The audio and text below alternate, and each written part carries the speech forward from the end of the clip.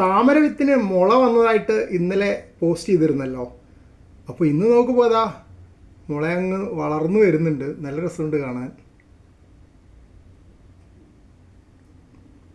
കണ്ടില്ലേ, നല്ല നീളമായി ഇപ്പോൾ മുളയ്ക്ക്.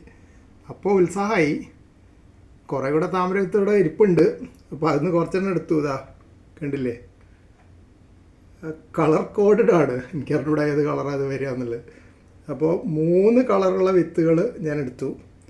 ഒട്ടാകെ കുറേ വിത്തുണ്ട്, പക്ഷേ ഞാനത് മുഴുവനൊന്നും എടുക്കാൻ പോയില്ല. കാരണം ഇത് ഉരച്ചുണ്ടാക്കാൻ നല്ല പണിയല്ലേ.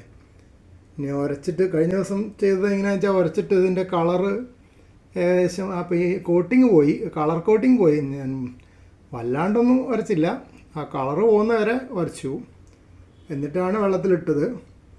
ഒരു 3-4 ദിവസം കൊണ്ട് മുളച്ചു തുടങ്ങി. അപ്പോൾ വളരെ സന്തോഷമായി. കാരണം ഇത് ഉരച്ചുണ്ടാക്കാനുള്ള പണി ഓർത്തിട്ടാണ് ഇതുവരെ മടി പിടിച്ചിരുന്നത്. പക്ഷേ ഉരച്ചുണ്ടാക്കിയ ഗുണമുണ്ടെന്ന് കണ്ടപ്പോൾ എന്തായാലും പരീക്ഷിക്കാൻ തീരുമാനിച്ചു. ഇന്ന് ഒരു 3 കൂടെ ഉരച്ച് വെള്ളത്തിലിടാൻ പോവുകയാണ്.